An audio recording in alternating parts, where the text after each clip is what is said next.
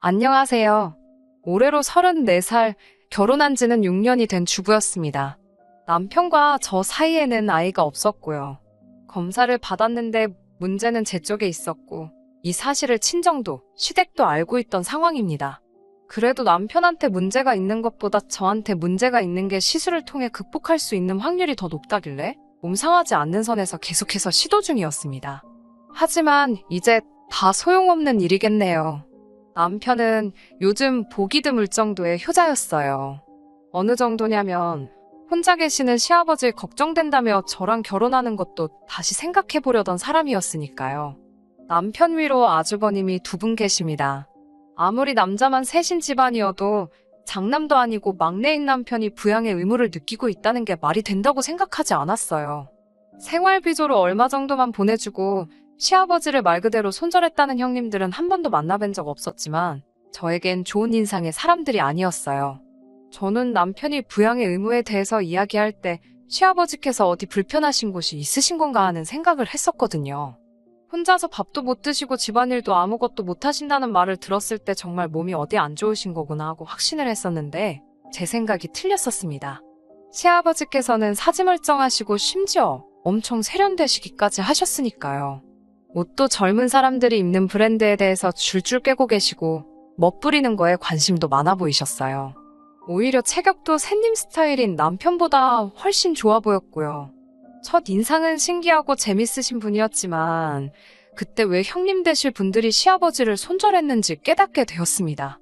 전형적인 한량 스타일의 시아버지였고 책임감이나 생활력은 전혀 없어 보이셨어요.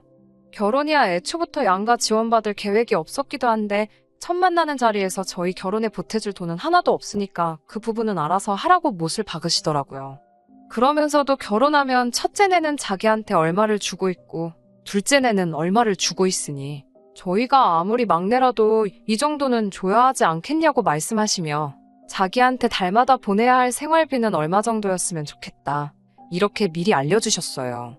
남편에게는 그때 생활비도 이렇게 넉넉히 받으시는데 왜 부양을 이유로 나와야 결혼을 꺼려 했었냐라고 물어보니 남편은 자기가 말하지 않았냐고 시아버지 혼자 힘으로는 청소며 빨래는 물론이고 쌀밥도 하실 줄 모른답니다. 정말 남이 해주는 거 받아오면서만 자랐고 노는 것 말고는 스스로 하실 줄 아는 게 정말 아무것도 없다고 말을 해왔어요. 그래도 그나마 다행인 건 그런 아버지 밑에서 자란 자식들 셋은 정상이었다는 거죠. 시아버지 앞으로 옛날부터 재산이 많았었다네요. 할머니께서 시장에서 돈놀이 비슷한 거를 하셨고 그 유산을 그대로 물려받았대요. 대책 없는 시아버지 생활에 어머님이 도망가시고부터도 그렇게 경제적으로도 모자람 없이 지내왔다고 합니다. 어찌되었든 지금 빈털터리가 된 상황까지 자기들 교육시켜주고 끝까지 책임지신 것에 대한 은혜를 갚아야 한다고 생각하더라고요. 아버님을 처음 뵙기 전까지는 저는 그냥 아프신 몸으로 자식들 훌륭하게 키워낸 그런 분으로만 생각을 했고 남편도 그 은혜에 보답하고 싶어하는 효자라고 생각했기 때문에 그래도 결혼 초반 몇 년간은 제가 모시고 살 생각도 어느 정도 하고 있었어요. 그런데 아버님을 실제로 뵙고 나서는 그 생각이 쏙 들어가게 되었습니다. 아버님 댁을 나오자마자부터 남편과는 그걸 이유로 옥신각신하게 되었어요.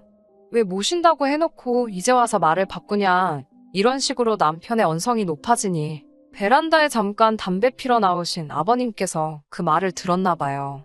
저희를 다시 올라오라고 부르시더라고요.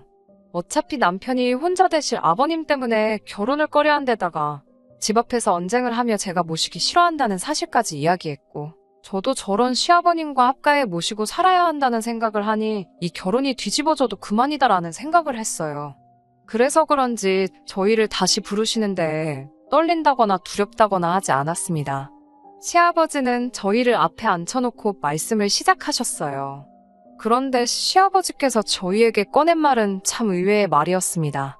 저는 꼼짝없이 저희 결혼을 반대하려고 하시는구나 생각했거든요. 시아버지가 내 노후 때문에 장가가기를 꺼려하는 거냐라고 물으시며 자기 노후 준비는 생각이 다 되어 있고 준비도 다 되어가고 있으니 걱정하지 말라고 하더라고요. 그리고 저희가 돈만 제때 보내주면 얼굴 안 보고 살아도 그만이라고 첫째나 둘째 형들도 그러고 있지 않느냐고 하셨어요. 오히려 그런 부분에서는 쿨하시더라고요. 아무튼 시아버지 봉양에 대한 문제가 사라지니 결혼 준비는 일사천리로 진행이 되었고 저희는 그렇게 별탈 없이 결혼식을 올리게 되었습니다. 그래도 끝까지 걱정하는 남편의 뜻을 꺾지 못해 신혼집은 그나마 시아버님 사시는 곳에서 그렇게 멀지 않은 곳으로 구하게 되었어요. 남편은 결혼 후에도 청소며 먹을거리며 해주러 아버님 댁에 가고 싶어 했어요. 노후 준비가 다 되어 있다더니 그렇게 긴 텀을 두고 찾아가는 것도 아닌데 매번 갈 때마다 집은 아주 개판이 되어 있고 식사는 다 사서 드시는지 집에는 포장용기만 굴러다니고 있었어요. 저도 어느 정도 도와주겠다고 생각은 했는데 그래도 신혼부부가 매 주말마다 둘이서 시간 보내는 걸 포기하고 아버님 댁에서 청소하고 밥하고 그러는 건 아니잖아요. 너무 스트레스였어요. 둘만 있어도 시간이 아쉬울 판에 매일 하는 집안일에 더불어 아버님 집까지 가서 또 그걸 하고 있어야 했으니까요. 매주 반복되는 지긋지긋한 패턴에 결국 제가 참지 못해 아버님께 준비해 놓으셨다는 노후 준비는 어떻게 된 건지 직접 물어봤습니다. 아버님은 이제 말을 해야겠다는 생각이 들었는지 다음 주에 올 때 남편의 형들까지 전부 다 같이 해서 와달라고 하더라고요. 무언가 중대 발표가 있을 것 같았습니다. 확신에 차 있는 말투는 역시 뭐가 준비해 놓으신 게 있기는 있구나 하는 모양이었어요. 그날 시아버지 댁에 처음으로 온 가족이 모였습니다. 명절에도 안 모인 식구들을 다 만나게 되니 감회가 새롭더라고요. 결혼식 이후로 단 한 번도 본 적이 없었던 형님들까지 전부 도착해 있었습니다. 시아버지가 온 식구들 앞에 발표한 노후 대책은 참으로도 어이가 없었습니다. 각 형제들 앞으로 일단 1,000만 원씩을 달라고 하더라고요. 그럼 그 돈을 가지고 외국에 나가 새 신부감을 찾아오시겠답니다. 말인즉슨 국제결혼으로 재혼을 한다는 말씀이었어요. 그렇다고 거기서 끝나는 게 아니었습니다. 저희가 매달 보내고 있는 생활비를 더 올려서 받아야겠다고 하시더군요. 새 시어머니 되실 분 몫의 생활비에 추가로 그쪽 나라로 매달 송금해야 할 일정 금액이 있다고 하네요. 앉은 자리에서 1,000만 원을 뜯기고 앞으로 보내드릴 생활비도 훨씬 늘어나는 상황에서 그걸 좋아라 하는 사람은 아무도 없었습니다.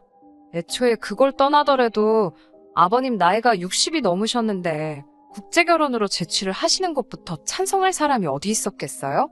당연히 그 자리에 있던 사람들 모두 그렇게는 안 된다고 반대를 했습니다. 시아버지는 이미 이걸 오래전부터 계획을 하신 건지 시아버지께서도 초강수로 나가시더라고요. 저희들이 반대를 한다면 굳이 강행을 하지 않겠다고 하시면서도 그렇게 되면 자기는 노후 준비가 된 게 아무것도 없으니 매달 보내는 생활비와 더불어 주의 이일씩 며느리들이 돌아가면서 자기 청소도 해주고 밥도 해주는 수발을 들어줘야 할 것이라고 들어누워 우기시더라고요. 자식이기는 부모 없다더니 여기서는 정반대였습니다.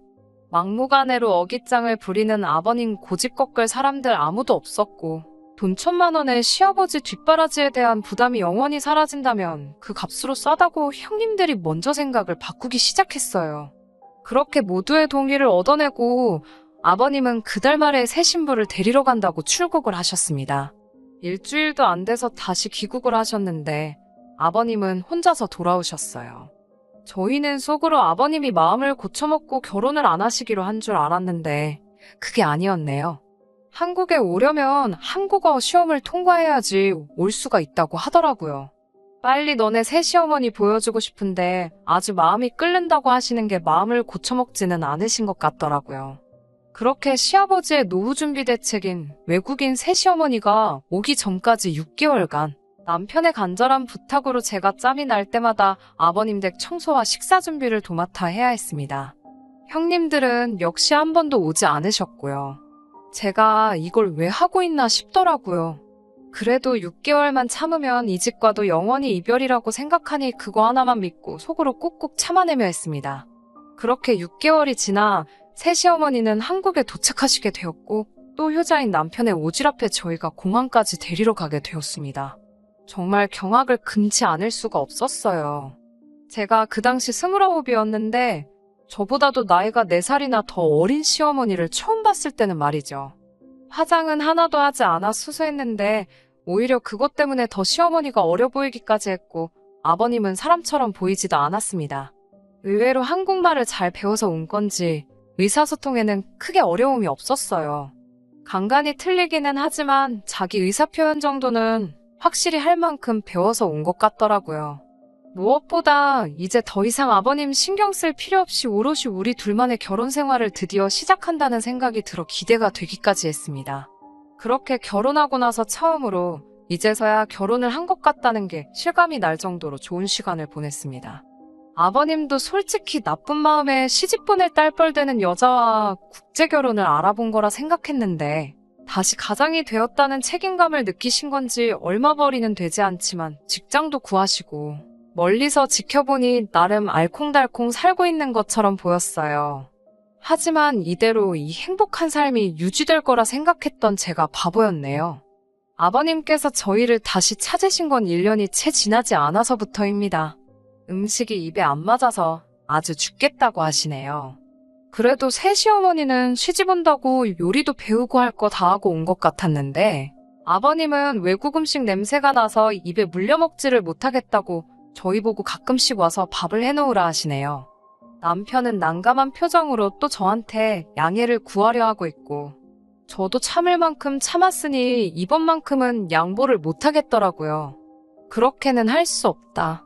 돈을 더 쓰든 상관없으니 식사도 챙겨주는 가사 도우미를 구하던지 반찬 가게에서 반찬을 사날르던지 그거는 너가 알아서 할 일이라고. 나는 다른 형님들처럼 더 이상 아버님과 관련된 일에서는 손을 떼겠다 했습니다. 그동안 제가 얼마나 시달려왔는지는 남편도 지켜봐왔고 또 이렇게 된 상황에서 제게 양해를 구하려고 했으니 제가 어느 정도로 진심이었는지는 말하지 않아도 알았을 거예요. 하지만 그 효심이 어디 가지는 않는지 결국 일주일에 한 번 자기가 직접 반찬을 사다 나르기로 했습니다. 차라리 그때까지 차오르는 효심의 끝까지 자기 아버지 포기하지 못하는 남편을 놓아주었다면 이런 꼬라지를 볼 필요도 없었을 텐데 말이지요. 반찬만 전해주고 오던 남편은 언제부터인가 아버님 댁에 가면 귀가하는 시간이 늦어지기 시작했습니다. 반찬만 사서 전해주고 오는 게 뭐 일이 오래 걸리냐 물으니 남편은 언제까지 반찬을 사다 줄 수는 없으니까 라고 말하며 새어머니한테 반찬 만드는 법을 가르쳐주고 있다고 말을 하더라고요. 집에서도 평소에 살림 하나 안 하는 사람이 무슨 요리를 가르쳐주냐고 따졌지요.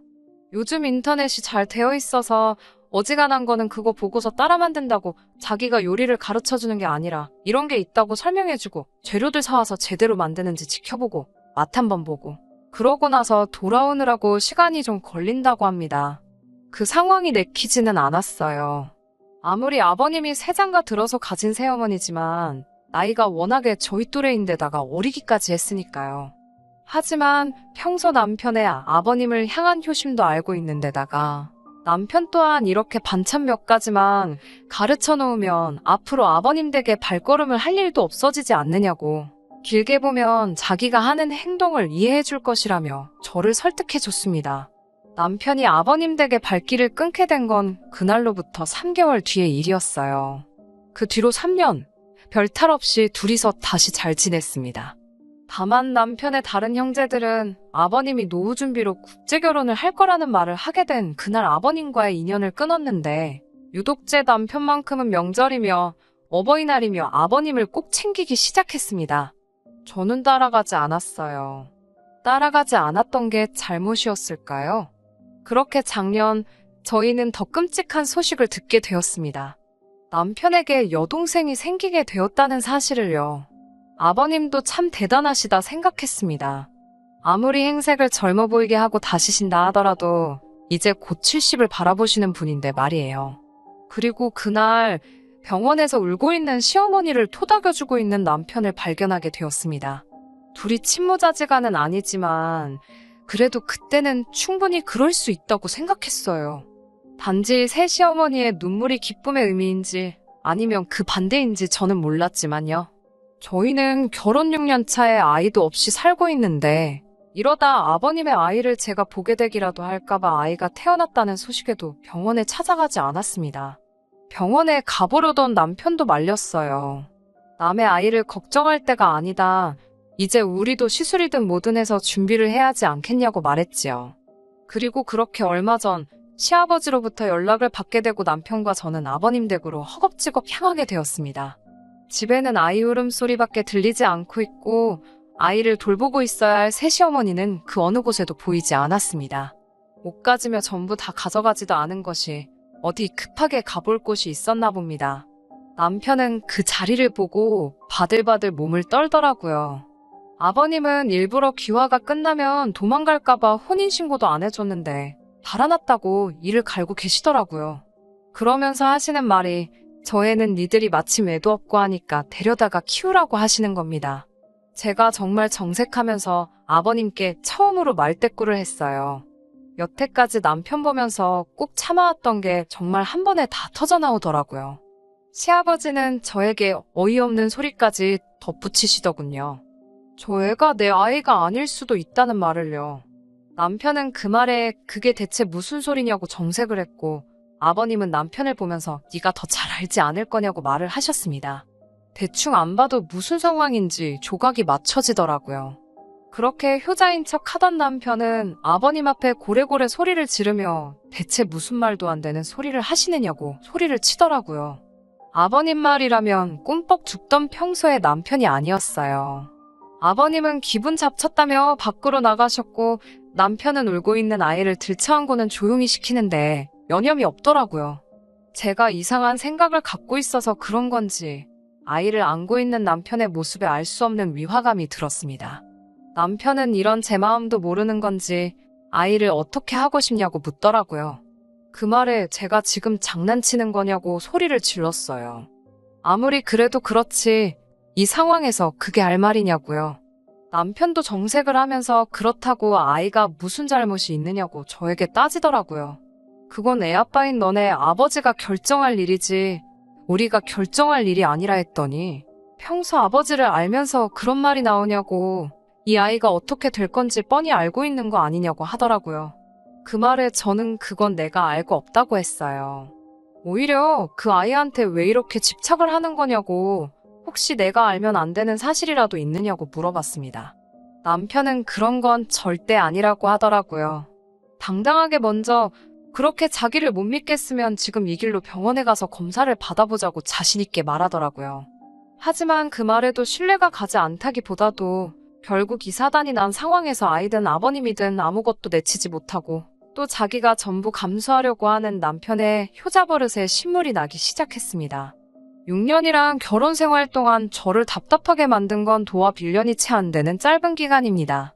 그런데도 이렇게 사람을 질리게 만들 정도였다면 그동안 남편의 효자병이 얼마나 심했는지 충분히 이해가 가실 거라고 생각합니다. 남편에게는 그 애는 너가 키우고 싶으면 키우라고 했어요. 하지만 저는 이제 여기까지라고 더 이상은 못하겠다는 말을 전해줬습니다. 남편은 자고 있는 아이가 다시 깰까봐 어쩌지도 못하고 제자리에 우물쭈물하고만 있더라고요. 그 덕분에 저는 오히려 마음 잡기가 더 편해졌습니다. 그렇게 평생 아버님의 자랑스러운 아들도 되고 너가 지금 안고 있는 시누이한테는 부모 같은 오빠가 돼주라고 말하고 저는 그 집을 뛰쳐나왔습니다. 법원도 이 상황에서 저의 편을 들어주었어요. 숙려기간이 없었으면 좋겠다는 제 신청이 받아들여져 곧바로 협의 이혼을 할 수 있었습니다. 남편은 끝까지 그 아이의 부모가 되어주고 싶었던 건지 아니면 또 혼자 된 아버님을 평생 수발들며 살기로 결심을 한 건지 순순히 이혼을 허락해 주었습니다.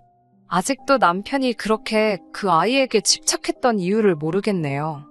안 좋은 생각을 하려고 해도 또 검사를 받자고 당당하게 나오는 모습을 보니 제가 생각하는 그런 건 아니었을 텐데 말입니다. 6년 짧았다면 짧고 길다면 긴 시간이지만 앞으로 더 길게 남아있는 저의 인생을 위해 저도 하루빨리 털어내고 저의 인생을 살아야겠습니다. 여기까지 들어주시느라 전부 수고 많으셨습니다. 감사합니다. 끝까지 들어주셔서 감사합니다.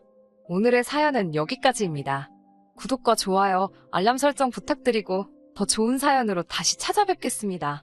감사합니다.